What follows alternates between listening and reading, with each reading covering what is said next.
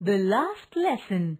Let us read about a school teacher who is going to deliver his last lesson in his mother tongue, as German forces have captured their nation and have imposed that only the German language be taught in schools. Let us read. I started for school very late that morning and was in great dread of a scolding, especially because M. Hamel had said that he would question us on participles, and I did not know the first word about them. For a moment, I thought of running away and spending the day out of doors. It was so warm, so bright. The birds were chirping at the edge of the woods, and in the open field at the back of the sawmill, the Prussian soldiers were drilling. It was all much more tempting than the rules for participles, but I had the strength to resist and hurried off to school. When I passed the town hall, there was a crowd in front of the bulletin board. For the last 2 years, all our bad news had come from there. The lost battles, the draft, the orders of the commanding officer, and I thought to myself, without stopping, what can be the matter now? Then, as I hurried by as fast as I could go, the blacksmith, Wachter, who was there with his apprentice, reading the bulletin, called after me. "Don't go so fast, bub. You'll get to your school in plenty of time." I thought he was making fun of me, and reached M. Hamel's little garden all out of breath. Usually, when school began, there was a great bustle, which could be heard out in the street. An opening and closing of desks, lessons repeated in unison, very loud, with our hands over our ears to understand better, and the teacher's great ruler rapping on the table. But now it was all so still. I had counted on the commotion to get to my desk without being seen, but of course, that day everything had to be as quiet as Sunday morning. Through the window, I saw my classmates already in their places, and M. Hamel walking up and down with his terrible iron ruler under his arm. I had to open the door and go in before everybody. You can imagine how I blushed and how frightened I was, but nothing happened. M. Hamel saw me and said very kindly, "Go to your place quickly, little Franz. We were beginning with you." I jumped over the bench and sat down at my desk. Not till then, when I had got a little over my fright, did I see that our teacher had on his beautiful green coat, his frilled shirt, and the little black silk cap, all embroidered, that he never wore except on inspection and prize days. Besides, the whole school seemed so strange and solemn. But the thing that surprised me most was to see on the back benches that were always empty, the village people sitting quietly like ourselves. Old Hojer, with his three-cornered hat, the former mayor, the former postmaster, and several others besides. Everybody looked sad. And Hojer had brought an old primer, thumbed at the edges, and he held it open on his knees with his great spectacles lying across the pages. While I wondered about it all, M. Hamel mounted his chair and, in the same grave and gentle tone which he had used to me, said, "My children, this is the last lesson I shall give you. The order has come from Berlin to teach only German in the schools of Alsace and Lorraine. The new master comes tomorrow.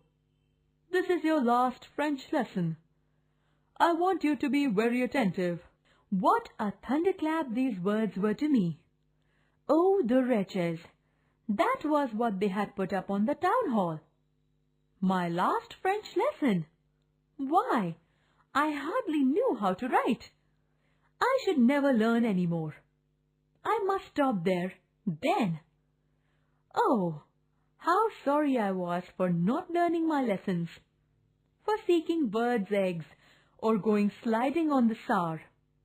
My books that had seemed such a nuisance a while ago, so heavy to carry, my grammar and my history of the saints, were old friends now that I couldn't give up. And M. Hamel too. The idea that he was going away, that I should never see him again, made me forget all about his ruler and how cranky he was. Poor man!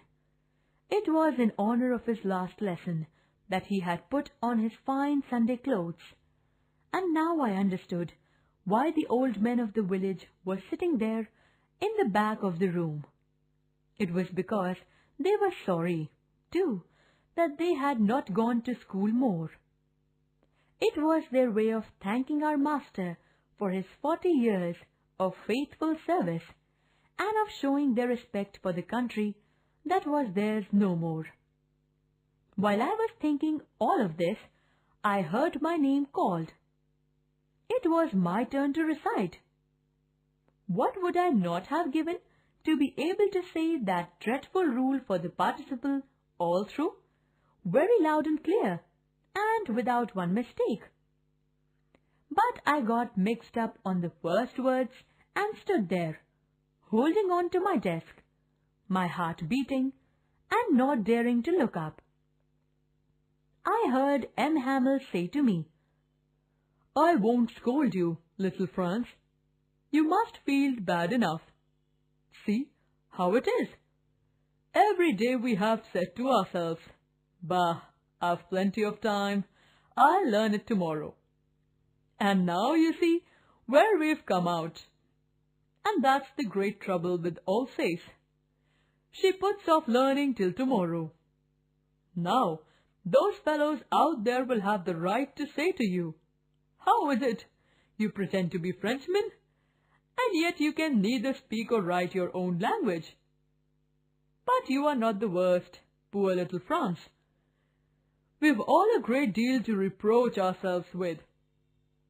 Your parents were not anxious enough to have you learn.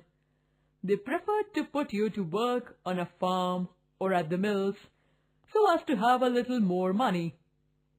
And I've been to blame also. Have I not often sent you to water my flowers instead of learning your lessons? And when I wanted to go fishing, did I not just give you a holiday?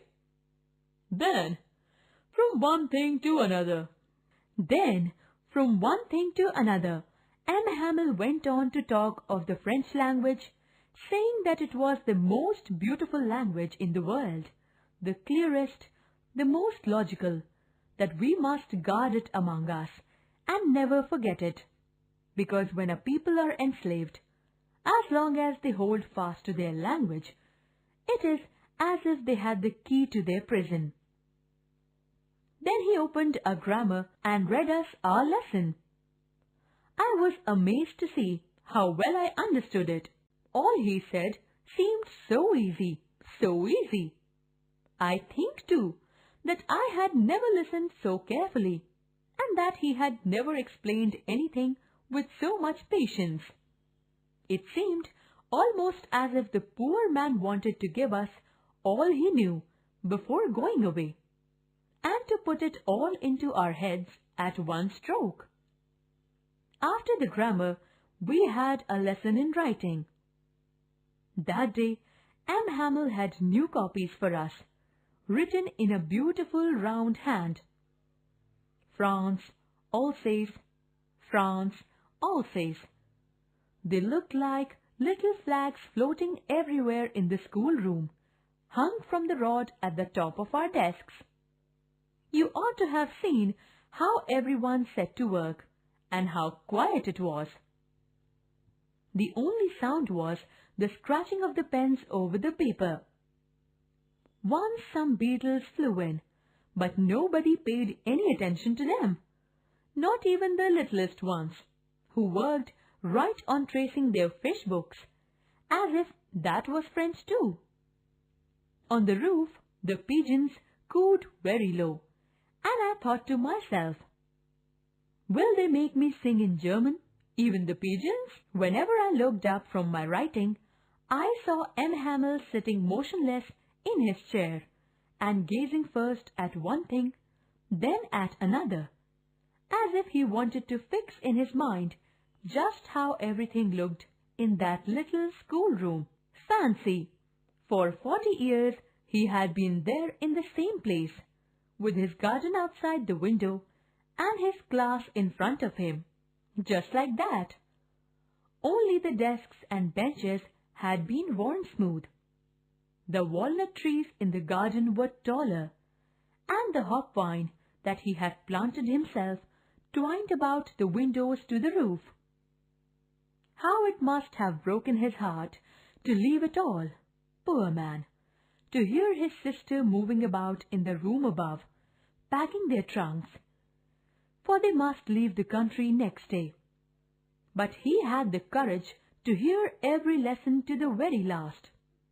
After the writing, we had a lesson in history, and then the babies chanted their ba be be bo boo. Down there at the back of the room, old Hodger had put on his spectacles, and, holding his primer in both hands, spelled the letters with them. You could see that he too was crying. His voice trembled with emotion, and it was so funny to hear him that we all wanted to laugh and cry. Ah, how well I remember it, that last lesson. All at once the church clock struck 12, then the Angelus. At the same moment the trumpets of the Prussians, returning from drill, sounded under our windows. M. Hamel stood up, very pale, in his chair. I never saw him look so tall.